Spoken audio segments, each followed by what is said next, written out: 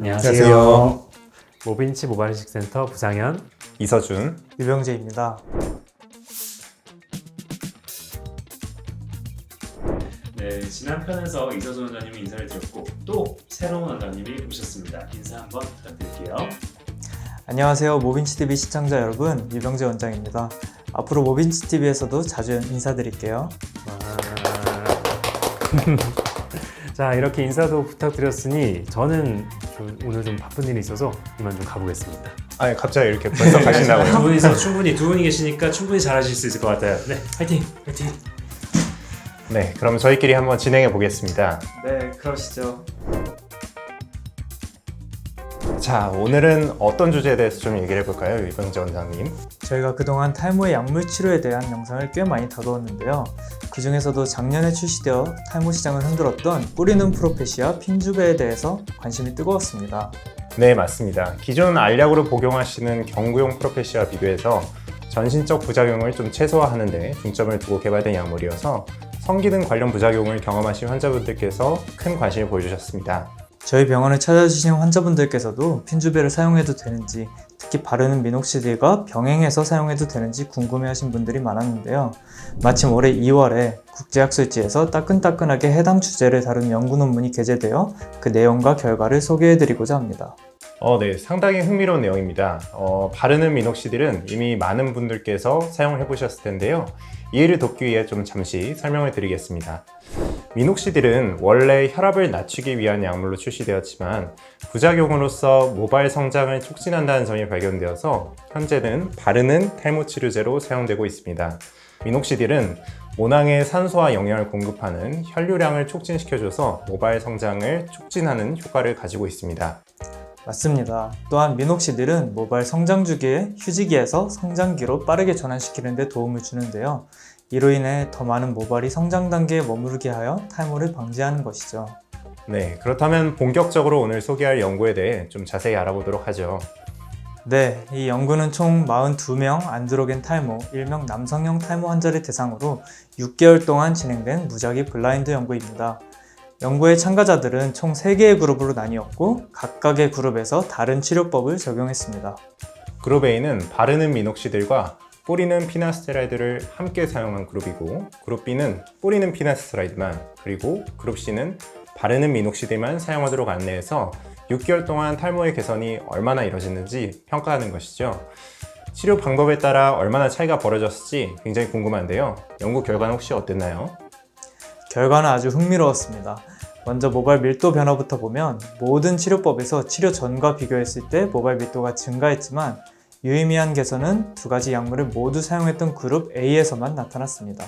수치를 통해 보시면 그룹 A는 치료 3개월 후 모발 밀도는 단위 면적당 56개, 6개월 후에는 단위 면적당 81개의 모발이 더 증가했습니다. 그래프를 보았을 때도 다른 그룹 대비 확실하게 차이가 나는 것을 확인할 수 있습니다. 네, 정상 모발 밀도가 단위 면적당 120에서 140개인 것을 감안한다면 굉장히 크게 효과를 보았다고 할 수 있겠네요. 하지만 이렇게 숫자로만 보니 실제로 얼마나 좋아졌는지는 잘 가늠이 되지는 않는데 혹시 사진으로 볼 수 있는 결과는 없었나요? 물론 준비가 되어 있습니다. 이번 연구에서는 국제 표준 사진평가 척도인 GPAS 점수를 사용했는데요. 최저 -3점부터 최고 +3점까지 점수가 매겨지며 점수가 높을수록 모발 밀도가 높다는 것을 의미합니다. 다음 그래프와 같이 그룹 A, B, C 순서대로 2점, 0점, 0.6점, 1.3점을 기록하며 이번에도 역시 두 가지 약물을 모두 사용했던 그룹 A가 가장 높은 점수를 획득했습니다.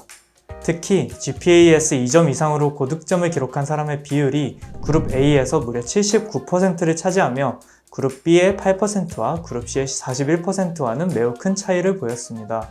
이는 병용치료가 단독치료에 비해 훨씬 더 효과적이었다는 것을 의미합니다.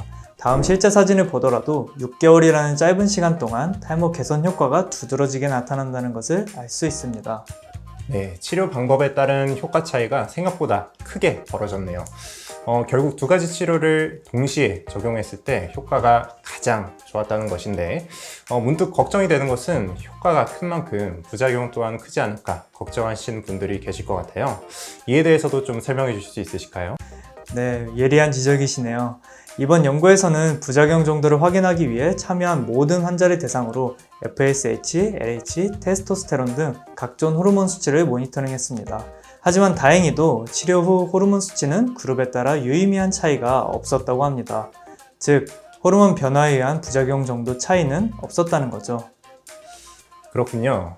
두 가지 치료를 병행한다고 해서 부작용이 더 커지지 않을까 하는 걱정은 하지 않아도 될 것 같습니다. 그렇다면 이러한 병용 치료는 대체 누가 사용할 수 있을까요? 남성형 유전성 탈모로 진단받은 환자 중에서 이전에 치료를 받은 적이 없거나 6개월 이상 치료가 중단된 경우에 적합하다고 할 수 있습니다. 그 중에서도 알약으로 된 피나스테리드를 복용하시다가 부작용으로 인해 중단하고 계신 환자분들께 특히 효과적일 것이라 생각이 됩니다. 물론 치료에 대한 반응을 보기 위해선 정기적으로 평가받는 것이 그 무엇보다도 중요합니다. 맞습니다. 하지만 어떤 치료든지 개인의 상태에 따라 다를 수 있습니다. 따라서 반드시 의사와 상담 후 적절한 치료를 결정하는 것이 좋습니다. 오늘 다룬 내용이 탈모 치료로 고민이 많으신 환자분들께 유익했으면 좋겠습니다. 네, 오늘 좋은 말씀 너무 감사합니다. 이제 마무리를 해야 되는데요. 이서준 원장님께 부탁드려 볼게요. 네, 그럴까요? 탈모로 궁금한 점이 있으신 분들은 아래 댓글창에 댓글 남겨주시고요. 탈모로 고민 없는 그날까지 저희 모빈치는 여러분들과 쭉 함께합니다. 감사합니다.